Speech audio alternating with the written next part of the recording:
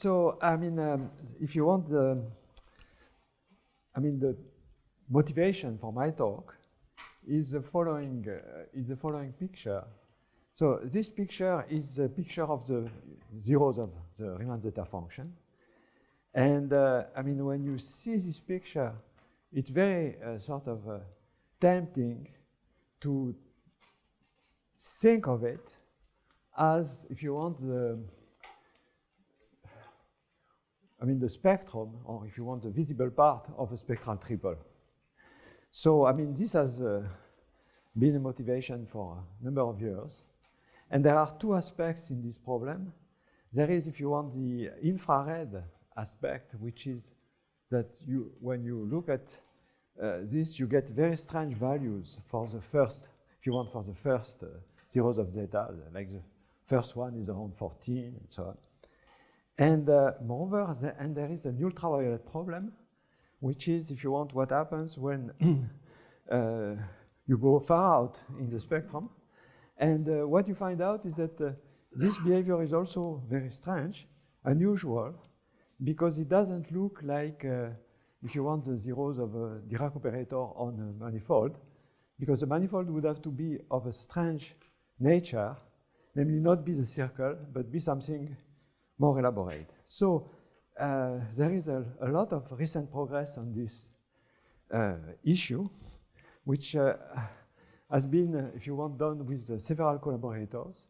And what I will explain today is, in the first part, a collaboration with Walter van Suijlekom, which has the motivation is the following. Motivation is to, if you want, find a general situation in which you get functions whose Fourier transform is holomorphic, is in fact an entire function, and you know that all its zeros are where they should be, namely on the real line. So, I mean, it's a very, very important problem for obvious reasons. I don't have to spell them out.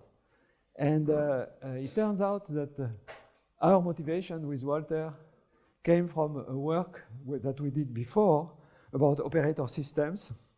And in that work, we were meeting Toeplitz matrices. And there is, if you want, a fundamental fact that I will recall very shortly about Toeplitz matrices, which ensures that you can construct simply from a self-adjoint Toeplitz matrix, you can construct polynomials whose all zeros are of modulus 1. And when you know the work of, André Weil, for instance, on the analog of the Riemann hypothesis for function fields, well, in a way, I mean, this result about Toeplitz matrices takes the mystery out of this work, in the sense that it gives you a general reason why you can get polynomials with all zeros are on the unit circle.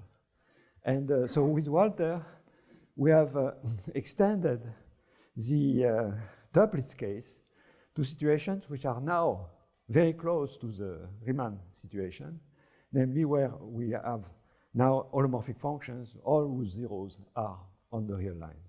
Okay, so I will start with that, and then I will apply the results that we have with Walter to the Zeta spectral triples. And when I talk about Zeta spectral triples, the only thing you should have in mind is this picture. Okay? In other words, Dirac operator that would have this spectrum. Okay, so to start with, let me tell you about this result, which is a well-known result. Well-known is difficult to say because in a book about Toeplitz matrices, this result is as an exercise, So in fact, it's an exercise. The exercise number 20 here, page 54 of this book. What is the statement? Statement is a very, very neat statement. So what you do is you take a Toeplitz matrix. We shall see them later, but so a Toeplitz matrix, what it is, it's a matrix which is constant on the diagonal and which is constant on parallels to the diagonal. okay, but which is symmetric also because you want. All right, and the statement is not about the spectrum of the Toeplitz matrix, not at all. No, the statement is about the polynomial that you get when you take the, if you assume the matrix is positive, and if you take a non-zero vector in its kernel. And what you find out is that the polynomial, which is defined by this vector, has all its zero on the unit circle. And the mystery, in a way, I think Walter talked about it. I mean, the mystery behind this disappears once you know that the Toeplitz matrices, which are extremal, the positive Toeplitz matrices, which are extremal, are in fact idempotents, projections. I mean, the projections are the extreme points or extreme rays of the positive matrices. And it turns out that the Toeplitz matrices have the property that the extreme points of positive matrices are extreme points among all matrices, positive matrices. Once you know that, then you know that a positive Toeplitz matrix is a sum of idempotents with positive scalar coefficients. And then if you are in the kernel, then if you want, you have to be the vector psi in the kernel because it's evaluated on a sum of positive operators. So it has to vanish on each of these positive operators. So it has to vanish on each of these idempotents. But the idempotents are exactly the evaluation of the polynomial on the complex number of modulus 1. So you are done. Okay, so in fact, what we have with Walter is a sister algebra proof of this fact. Okay, because I mean, it's nice to have another proof of this very, very striking fact. All right, and what is the sister algebra proof? Well, the sister algebra proof is not very complicated. What you do is you consider the Toeplitz matrix. For simplicity, I assume that it's real. So it's symmetric and so on. Okay, and what you do is you take an element of its kernel. Sorry. So you take an element of its kernel, and it turns out, if you want, that the Toeplitz matrix has a symmetry, because what you can do is you can replace the vectors by their palindrome, okay? And so this is compatible with the Toeplitz matrix. The reason why it's compatible is that a Toeplitz matrix, because it's constant on the parallels to the diagonal, really the value of a matrix element only depends on the absolute value of the difference between the two indices of the matrix. And this doesn't change when you do the palindromic transformation. Okay, so you have this fact, and this means that if the kernel is one-dimensional, then the vector in the kernel is either palindromic or anti-palindromic. Okay, so this is what you have.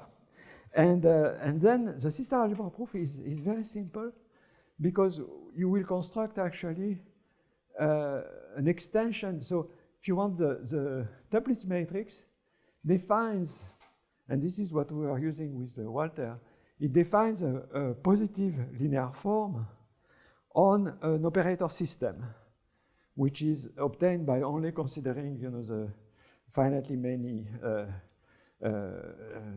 vectors which have finite support. But then what you do is you consider the ideal which is generated by the element in the kernel, P. And what you find out by some calculations is that you can extend this positive linear form defined by the Toeplitz matrix. You can extend it to the full sister algebra of a convolution of functions on Z, on the integers. And once you have done that, it's finished. Once you have done that, it's finished, because the fact that you have the GNS construction, you do the GNS construction, you have a unitary representation of the integers. So a unitary representation of the integers in a finite dimensional space gives you, okay, finitely many complex numbers of modulus 1, because that's, you know, that's elementary story of the representation of the integers, okay? So then, if you want, we had the impression to find really a conceptual reason behind this theorem, and not only that, but it was giving, if you want, an obvious guess of what would happen, no longer with roots on the circle, but now with a real line. And there were two ideas which came from there. There was, if you want, first the idea that wanted to use unitary representation, that's very clear. But there was the idea that, in fact, these roots, if you want, were coming from the Fourier transform from the group Z to its dual, which is U1, if you want, which is a circle, and that it was very important to consider the ideal generated by the vector in the kernel, okay? And this as an ideal in the convolution algebra, okay? So the first thing that we did was relatively easy in a sense, which was to extend this Toeplitz result in a continuous setup. I mean, this is not so difficult, as we shall see. And so the theorem is the first theorem that we have with Walter is the following, is that if now you consider an operator which is like a continuous version of a Toeplitz matrix. In other words, the values of the matrix under quote, I will show you what it looks like, only depend on x minus y, but they depend on x minus y through a function which is even, because what you want is that this corresponding operator is self-adjoint, okay? So if you consider an operator given by a Schwarz kernel of this form, so the kernel h of x minus y is a continuous function. It's defined on a finite interval. So it's defined, if you want, on L2 functions on a finite interval, 0L. And I mean, it's easy to see that this operator is compact. In fact, it's Hilbert-Schmidt, okay, because the kernel is square integrable. So it's Hilbert-Schmidt operator. And what you can do now, you can consider for this operator, you can consider, if you want, the largest or smallest. Of course, you can change h to minus h. So when I talk about, I was before talking about something like a smallest eigenvector or an eigenvector in the kernel, but here you can choose. So it's simpler in this context to consider the highest eigenvalue, okay, largest eigenvalue. And so you assume that being a compact operator, it has a spectrum which is like a sequence going to 0, okay? And so what you do is you take the largest eigenvalue and you assume that this largest eigenvalue is simple, all right? And then what you want to show is the first result showing you an entire function, all of whose zeros are real. Okay, that's the first general result, showing you such an entire function. And how do you get this entire function? Just by taking the Fourier transform. So psi hat is simply the Fourier transform of this vector. So this vector lives in a finite interval. It is L2. So being L2, of course, it's L1. And so its Fourier transform is in fact an entire function. And the claim is that this entire function only has zeros on the real line. That's already a big thing, okay? And how do you prove that? Well, it's an exercise also in the quantized calculus, which I defined a long time ago. And how does this exercise go? Okay, so this exercise goes by a picture. It goes by a picture, and picture is very confusing. It's very confusing at first because in the upper part of the picture, what you have is a discrete approximation to the function h of x minus y. Okay, so you see on the diagonal, it's the value h0 because x minus y is 0. Near this diagonal here, it's h1 and all that. And we are all confused when we see now the matrix interpretation, which is here. Because you say, well, this cannot be right, because the two pictures don't look the same. There is one which is a mirror image of the other, following the x-axis. But the reason behind it is that a matrix is written as we write. And we write by first writing on the first line, then the second line, then the third line, and so on. And that's not mathematics, okay? You see, because in mathematics, when we write the function or the kernel k of x minus y, x and y are like this, and the diagonal x equals y is going up, it's not going down. All right? That's a confusion which is very obvious. Okay, once you understand that, okay, you can feel fine. All right, but at first it's confusing. Okay? Now, if you have understood that, this is the only thing to understand in the proof. I mean, okay? So if you have understood that, what do? You have approximated, you see, the kernel, k of x minus y, by this discrete thing. Because the kernel is continuous, this approximation will be up to an epsilon, okay, for the kernel. And it will have replaced the kernel, namely the compact operator, by a finite rank operator, which will be closed in Hilbert-Schmidt norm, and hence in the operator norm. So what you have done, you have simply realized in this case that your compact operator can be approximated by finite rank operators. But this finite rank operator is a Toeplitz matrix. So the theorem applies. So the maximum eigenvector for this Toeplitz matrix has the property of having all, as a polynomial, all its zeros on the unit circle. Okay? Now, when you translate this in terms of the Fourier transform will be the polynomial evaluated on an imaginary exponential of the parameter. And for an imaginary exponential to be of modulus 1, it means that the argument of the exponential has to be real. Okay, so what you know is that for this approximate vector, the theorem is true. Right?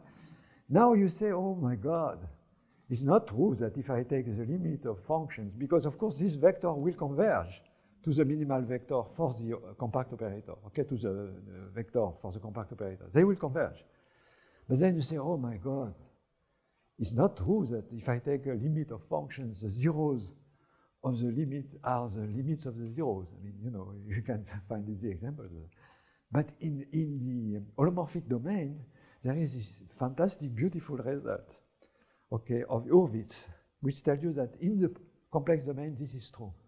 So let me tell you the reason why it's true, because you have to know about it. Okay, so the reason why it's true is very simple. You see, these vectors will converge. And so because the vectors converge in L2, so the eigenvector for this approximation psi n will converge to the vector for the approximated stuff.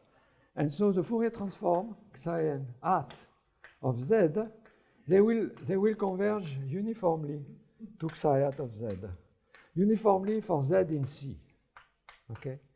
And now the Hurwitz theorem tells you that you cannot have a zero of psi hat of z somewhere if it were not coming from zeros of psi n. The proof is very simple. The proof is that I assume that you have a zero z0 of psi hat of z, okay? Then, you know, the function is holomorphic. So because it's holomorphic, there is a little circle around this zero on which the function doesn't vanish. But because this function doesn't vanish, so psi hat doesn't vanish there, okay, on this circle. So if you want, the modulus of psi hat of s is bigger than some epsilon for z in this circle C. And so by the uniform convergence, this is still true for some of the psi n, which approximate. And then you use the Rouchet theorem on the number of zeros inside the circle, which is computed by the integral of the logarithmic derivative, and you are done. Okay, so you know that the psi n cannot have a zero. Or you see. So anyway, so if there was a zero here, the psi n would have a zero after a while in this little circle. Okay, and this is impossible. So from that you deduce the theorem, and there is a little bit of technique. Okay, but the technique is not hard. There is a little bit of technique because you have to do a Cauchy integral of the resolvent and to see that things converge and so on. But this is not the difficulty. Okay, so that was the first result. That was the first result, but this result wouldn't apply in situations of number theory that we are using. And the reason is that in the situation of number theory, the kernel k of x minus y is not given by a continuous function. It's given by a distribution. And so what happened was that by doing a lot of computer calculations, we noticed that in fact a much stronger fact was true.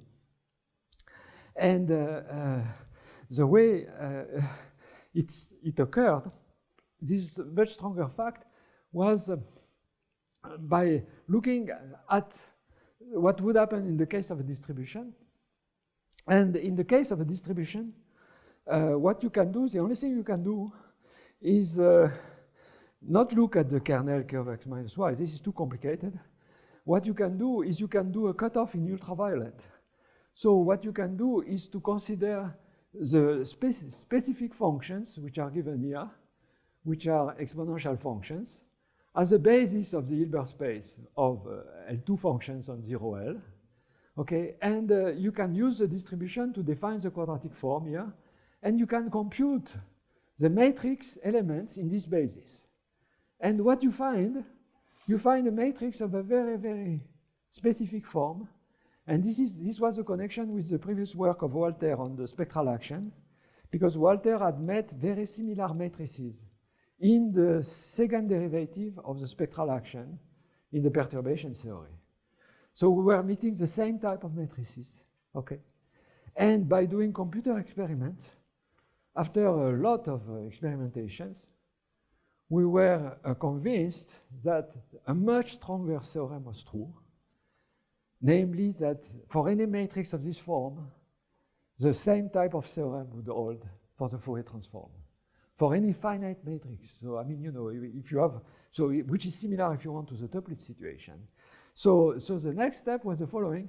So we looked at what we don't have a good name for that, but we call it Hilbert type matrices. So they are matrices which have the following shape. They are arbitrary on the diagonal, let's say with real values.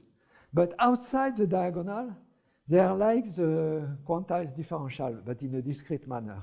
So they are of this form, bi minus bj over I minus j. I hope you get confused by this, but this is computed. You see, this is where bi is satisfying b minus I is minus bi. So when you compute, you find this simpler expression in terms of the bi for I positive, okay? But these are the matrices that we consider. And then, you know, the problem, it's ideal when you are meeting a situation like that. Why? Because you are dealing with matrices, okay? So there are two advantages. First advantage is that you can put your conjecture on the computer using random real numbers. So what you do is you ask the computer to test if the zeros of the Fourier transform are real by introducing random real numbers for the entries of the matrix. And okay, you do that with 10,000 examples. If the computer says always yes, that's good, okay? But okay, so this is the first thing, and it's very important, you know. I mean, you see, okay. The second thing that you can do is to take the size of the matrix to be 3 first, then 5, okay, because it's always from 2n plus 1, and try to prove the theorem in that case, okay? Now, for n equals 1, this is an exercise. For n equals 2 5 by 5 matrices, it's more difficult. It's more difficult. But again, you can use a computer. How? Because in Mathematics, for instance, you see, how? Because what you do is you take a vector and you push this vector to be in the kernel of the positive matrix, okay? But then you have to ask the computer to say, when does there exist a positive matrix of this form, which has this vector in its kernel? And there is a command in Mathematics, which is reduce there exists, and then you write what it means for the matrix to be positive. And for a matrix which is symmetric to be positive, it's an exercise to show that it is true if and only if the symmetric functions of the roots are positive, all. And these are computable algebraically in terms of the coefficients of the matrix. So you can ask the computer to do that. And the computer will give you a certain number of cases, and you have to check that in each of these cases, all the roots of the Fourier transform are real. And again, the computer. So you can do it. Okay, that's fine, but you know, this is not a proof. But at least you know the fact is true. Okay? And certainly there is a mistake to do in such a situation, which is to try to do it for the next case of n. because then you will get lost in the computer, okay? And so what you have to do is to begin to think, all right? And when you begin to think, what you find is something quite amazing. What you find is that we are in fact in the setup of spectral triples in this story, because of the form of the matrix. You see, the form of the matrix is that outside the diagonal, it has elements which are of the form bi minus bj over I minus j. And when you look at that, I mean, the obvious thing that you want to do is to get rid of the denominator, which is I minus j, because it's a nuisance, this denominator.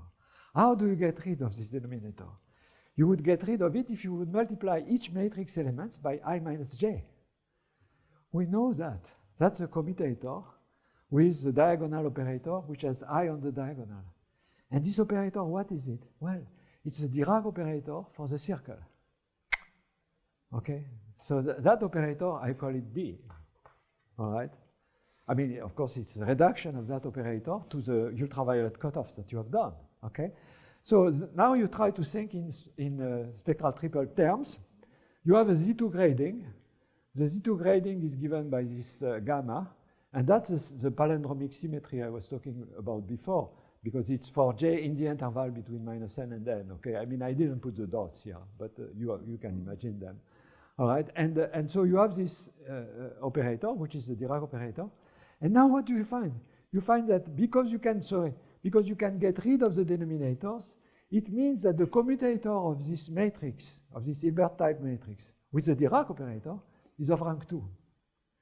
And it's given by an extremely simple formula, which is what? Which is that if I cross out the denominator, I just have bi minus bj. But bi is a rank 1 operator, because it only depends on the line index, okay, and the other one also. So you get a very simple formula for this, which is given here. And then you can keep going, because what you have now you imagine that because this operator is of rank 2, I can modify the Dirac operator by a perturbation of rank 1 to make it self-adjoint with respect to Q. And that's very similar to what we were doing in the Toeplitz case. Okay? So you imagine that, okay, you have to try, you try some formula and so on, and you try, or you can also, this is typical of formulas you can check with the computer, so it's extremely useful, the computer, for that, okay? Because, you don't know, I mean, you might make a mistake, wrong sign and all that, so, okay. So you try, you make errors and so on, and after a while you find the following fact. You find that if you take this vector in the kernel, so you assume Q is positive, and you assume that this vector is even, there would be something similar in the odd case. Then what you do is you define a new operator, which is not the Dirac operator, which is this perturbed Dirac operator, and you find that it is self-adjoint with respect to this inner product defined by Q. Done. The spectrum of a self-adjoint operator is real. So you can go a little further. To go a little further, you compute the determinant. And what you find out is that, in fact, the determinant of the perturbed operator, the determinant of the perturbed operator is of this form. And so what you find out actually is that the perturbed determinant is related very strongly to the Lagrange interpolation polynomial. And as a corollary of that, you have a theorem, which is the second theorem with Walter, which is that if you take a matrix of this form and you assume Q is positive and you take the vector which is in the kernel, okay, then the theorem tells you that the Fourier transform of this vector, okay, which was in the basis, is an entire function which has all its zeros on the real line. Okay, I mean, it's a little bit tricky. The proof now is a little bit tricky. I mean, because it has infinitely many zeros and so on, so you have to do it.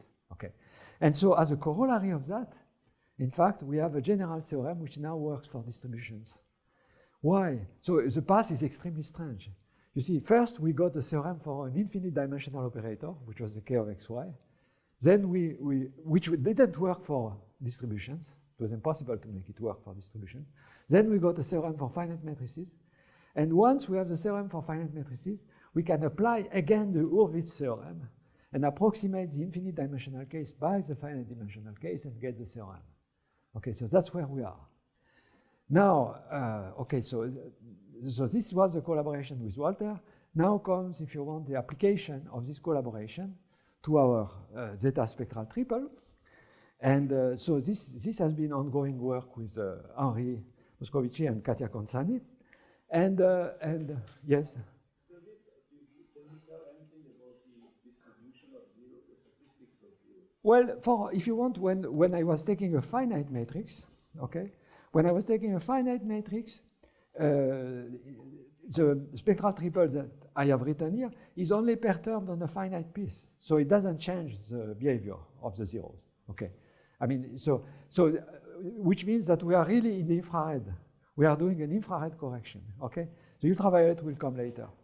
Okay, so this was of course this gave, if you want, the infrared perturbation, and now so there is a long dictionary of what is going on between the Toeplitz matrix and the quadratic form in the distribution case. Okay, and I mean, the idea now, of course, this was the original motivation, is to apply this to the explicit formulas of Riemann and Weil. All right, so to the case of the primes. Okay, so what is the explicit formula of Riemann? If I mention it, is for one reason, which is that this formula has been wrongly written in many, many books, including the book of Edwards on the Riemann zeta function. And this mistake has sort of pervaded, you know. So what Riemann wrote was correct in his mind. Okay, so Riemann's formula is this. So Riemann defined this function. Pi of x is the number of primes which are less or equal to x, with a 1/2 when there is some doubt. Okay, and Riemann wrote this formula in his paper. So in his paper, he wrote this formula where this function is the integral logarithm, which is, you know, integral of dx over log x. Okay, and in his mind, this formula is correct. Why? Because for Riemann, functions could be multivalued. Okay, and if you look at this paper, you find that indeed, he was very careful in defining which branch he was taking, okay? But now this formula has been written and written and written, and when I showed it to Dixmier, who is more than 100 years old, Dixmier told me there is something wrong with this formula. Why? Because if you have a formula of this type with lie of x rho, okay, you see if you change rho, which is the zeros of zeta, to rho plus 2 pi I over log x, or 2 pi I n over log x. Formula doesn't change because x to the rho doesn't change. But there will be many rows for which this x to the rho will be close to the first one. So this formula cannot converge. This formula has infinitely many terms which are the same. It doesn't make any sense. And when you look back, you find that Riemann's formula had been proved by von Mangold, and von Mangold was very careful. Von Mangold didn't say it was lie of x. Von Mangold said that the correct function is not, it's the function which is well defined is not lie of x, it's lie of exponential of x. So in fact, the correct formula is ei of rho log x instead of lie of x rho. Ei is a function which exists, for instance, in Mathematica. And when you plug this formula on the computer, you get nonsensical answer. Totally nonsensical answer by taking few zeros of zeta. But if you take the correct one, you get a good answer, okay? So, I mean, this is typical of something one should be very careful about. But, I mean, this formula has been put in a modern form by Weil. And, I mean, if you want, the Riemann case doesn't enter into the Weil case. It's a limit case, so it's very delicate. And I mean, so the formula is the following. It's the explicit formula of Riemann and Weil. And when you look at this formula, what you find out is that there are, so these are sums over the zeros of zeta, okay? And the other term that you get is the sum over the, what are called the places of the number field, which is rational numbers. And the terms there are relatively simple when you take primes, because they are given by this formula, but they are very tricky for the Archimedean place. And so this is the type of distribution that we want to consider. Here you have to think of x as the multiplicative form of the variable that I was talking about before. Okay, so the link between them is the exponential. And the point is that this is really a distribution. It's not at all a function, because what you do is you have this x minus x inverse, which at the point 1 is divergent. And you take Hadamard principal value by subtracting the value of f at 1. So this is why we had to deal with distributions. And now, if you want, what happens is the following, is that the Riemann hypothesis is in fact equivalent to the positivity or negativity, because there are signs of this quadratic form. So if you want, the situation is like this. Situation is that what one does now is one takes, if you want, the previous situation, now with the distribution, and what the situation is that one takes the restriction of this veil quadratic form to a finite interval, but because we are working in a multiplicative setup, this interval is now from lambda inverse. So here you have point 1 to lambda, and because you pass by the log, so you pass by the log to something which I was calling before minus L, 0, and L. Okay, so you do this translation. I mean, this is nothing, and what you want to apply to have the modified spectral triple and so on, and to apply the thing to this quadratic form, which is very, very tricky, as I said. All right. So, now you apply what I said before. So you take this quadratic form on a finite interval like this. Okay, you compute with the computer the minimal eigenvector. You take its Fourier transform. Okay, and you begin to look at the zeros of the function which is the Fourier transform. Okay, and you do this with the computer. And when I first did that with the computer, a very interesting story happened, which is that I was finding nothing good. And I was looking at some numbers, so I was saying, okay, this idea of restricting to a finite interval is not right. And when I was trying, and so, at some point I saw the first 2 zeros of zeta. So I was amazed. I said, okay, there is here some good sign, you know. And but then there was something which was conflictual, which was occurring, and so on. So then I said, okay, and I was doing the computation with 40 decimals. So I said, might be I'm not doing the computation precise enough. In the other cases, I will do it with 80 decimals. When I did it with 80 decimals, this mirage disappeared. It was no longer the zeros, the first 2 zeros of zeta, which were there as zeros of this function. So I said, you know, and then I remember, because I am seeing Dixmy regularly, so when I saw him, I was really very demoralized. Okay. And then what happened, I looked back at the vector itself and its components when I was computing with 40 decimals, when I was computing with 80 decimals. And when I was computing with 40 decimals, the first component of the vector was 0. So I said, okay, why don't I impose this condition when I do it with 80 decimals? I did it, and it was working like a beauty, you know, and even for other values and so on. And then I tried to find a conceptual reason why this 0 component should vanish. I tried, I was fudging, you know, so it was no good. And after a while, one day when I was walking, you know, I found, okay, but I must have made a mistake for this 0 component. And indeed, I looked back, and when I had computed the Fourier transform for this 0 component, I was making a mistake by a factor of 2. So I corrected that, then I redid the computations, and this is the result which I was getting for very small values of lambda, for lambda equals 3, so you can see here the first 0 of zeta, which appears as a 0 of the function. There I was computing with the computer. It's easy with the computer to ask the computer to compute zeros of a real function, because the computer will compute the sign changes of the function, and then it will zoom down on the values, okay? So you can zoom down on the values, and you find, okay, here you find the second 0, which is of the order of 21. You find the third 0, and so on. And okay, and you can keep going like that, okay? And you compare for values of for lambda equals 3, which is very small. You compute the various values, and you find that an amazing agreement. Okay, amazing to some extent. Okay, 4 decimal places, fine. But then, because of what we do with Walter,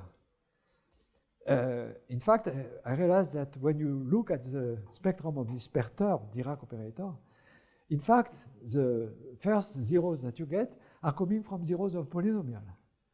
So in fact, I realized that what you have to do is to compute the zeros of this polynomial, not by trying to find the zeros of the real function, but by computing the zeros of the polynomial. Okay, so I did that, and I did that for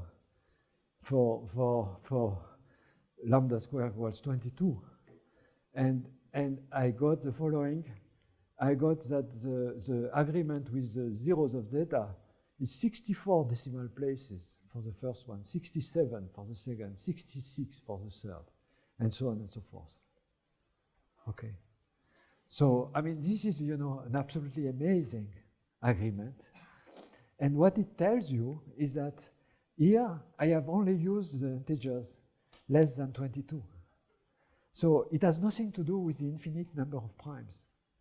When you consider only the integers less than 22, you can compute the zeros of zeta to that precision by using this technique of taking the quadratic form, taking the function which realizes the minimum of the quadratic form, and computing its zeros of the Fourier transform. And you know by an abstract theorem that all these zeros are real, okay?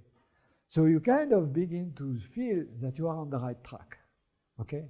Now what you are missing is a guess for this vector which realizes the minimum of the quadratic form. And this guess comes from the work that we are doing with Katia, and it comes, if you want, from the trace formula that I had shown, that I had proven at the end of the 90s, and which has to do with the pair of projections. And so if you want, well, okay, I don't want to enter into details because I don't have time, but just to tell you the fundamental fact, the fundamental fact is that when you look at this veil quadratic form, all right, from the explicit formulas, you find by calculations that it has amazingly smallest eigenvalue.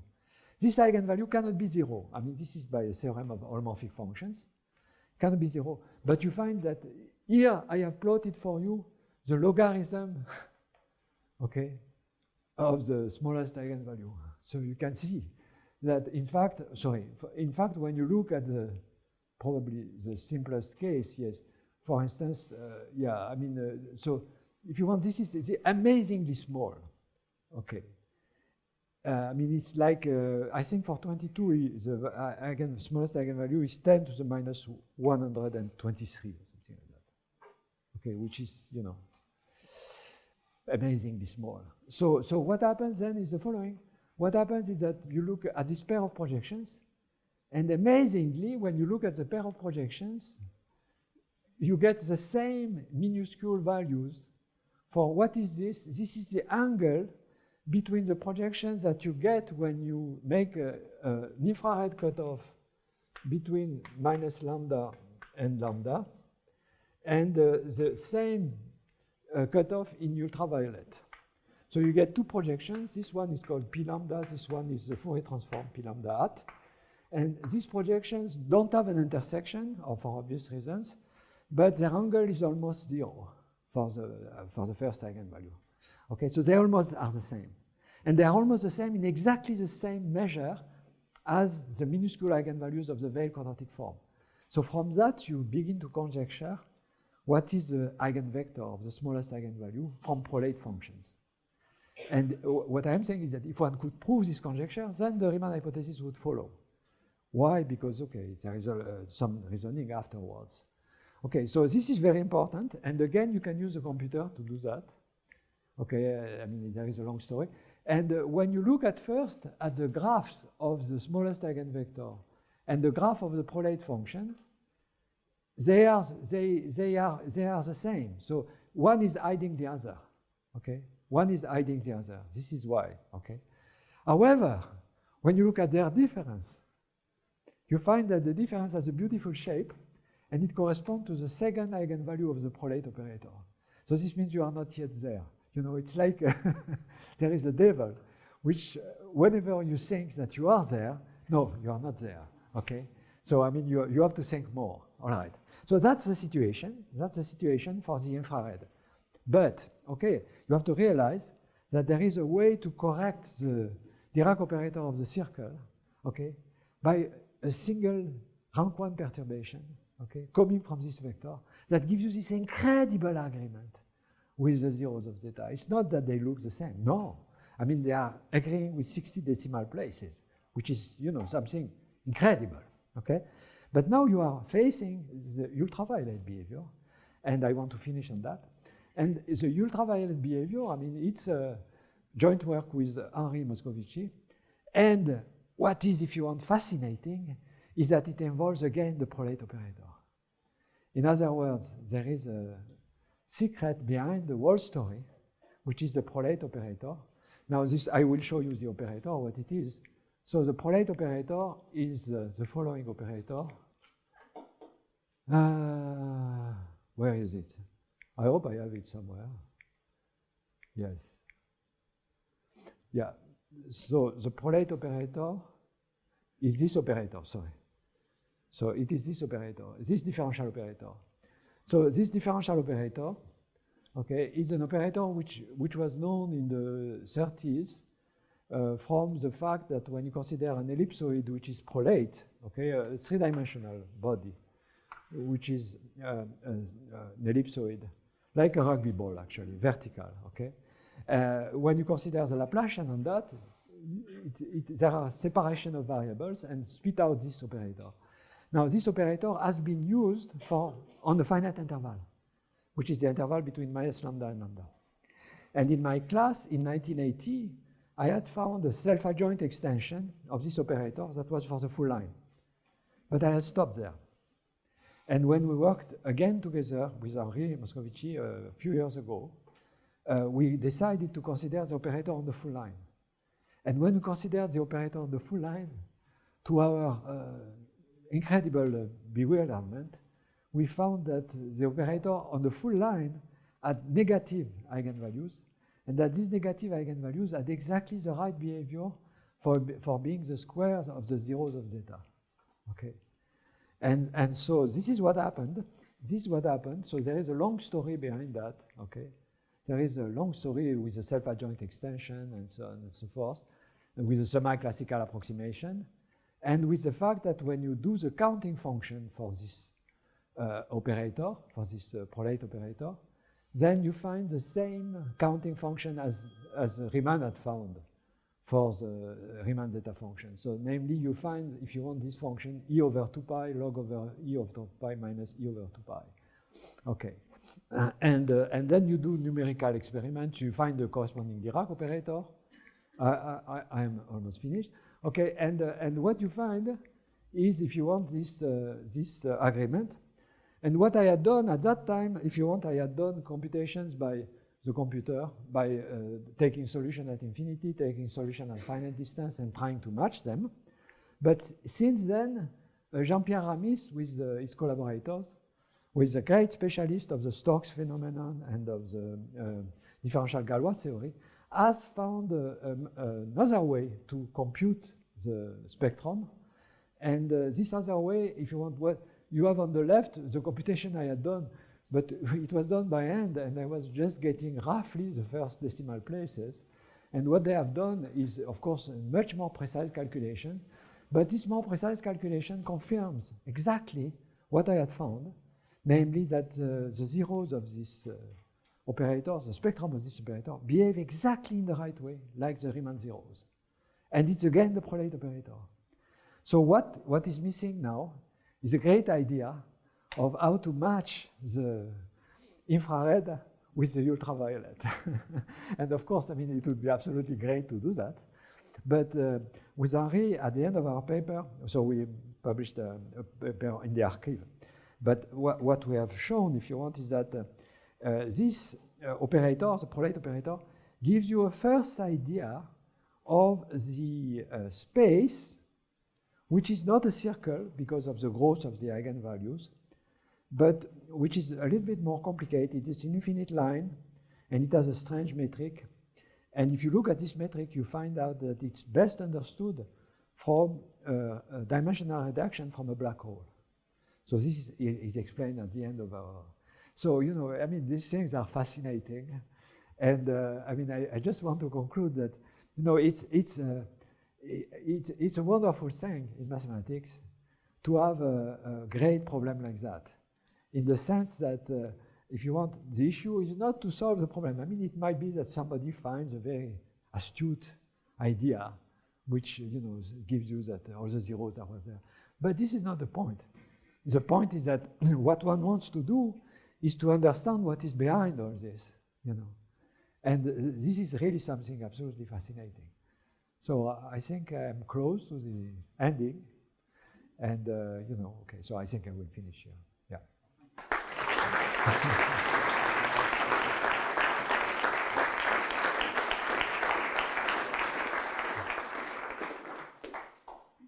Okay, thank you, Alain, for that beautiful talk.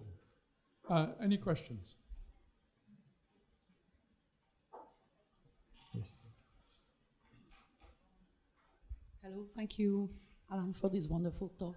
Yeah. Is the last part, the job related to Rami's work, related also to a Borel resummation? To the work of? Borel resummation. Yeah, of course, it's related to Borel resummation. I mean, what we had shown with Henri in our work is that if you want, at infinity, the solution is not convergent. I mean, when you write a formal solution at infinity, because infinity is an irregular singular point for this differential operator. So what we had shown is that indeed you need Borel resummation at infinity, and that was the starting point of the relation with Ramis and all that. So this is very important indeed. I mean, you know, I mean, this operator is hiding marvelous things. I mean, this prolate operator, that's clear. It's clear that if you want, not only it plays a role for determining the smallest eigenvector, okay, in the infrared, but also at infinity. Now, okay, one has to, I mean, you know, when you write the heat expansion of the, I mean, you know, it's very tricky. It's extremely tricky because when you write the heat expansion for the Riemann zeta operator, okay, when you write the heat expansion, you find so this is what Riemann had in his paper, okay, this formula. But when you write the heat expansion, you can actually compute. I did that in a small paper which I published last year. You can compute the terms in the heat expansion, and it will give you terms of this form plus a lot of other terms, okay?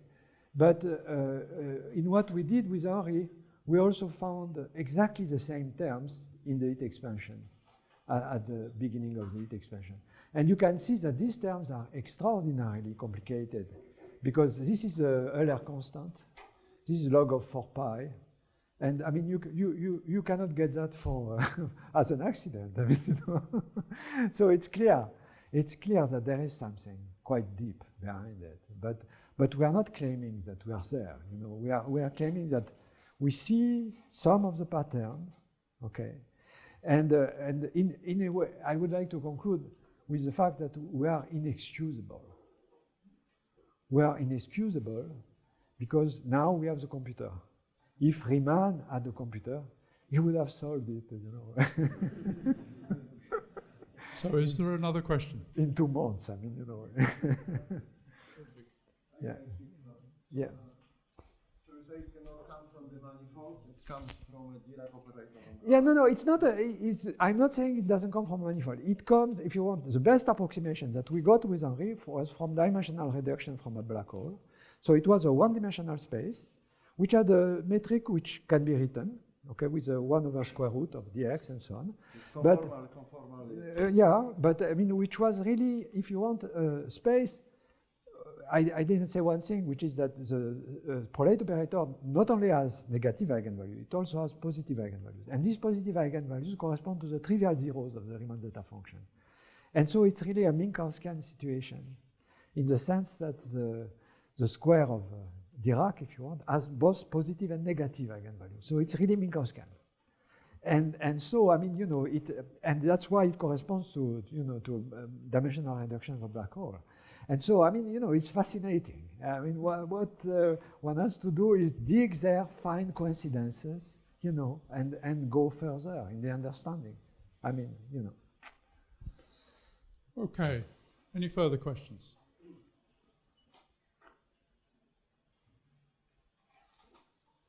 Yes, Okay. yes. Sorry, I cannot understand.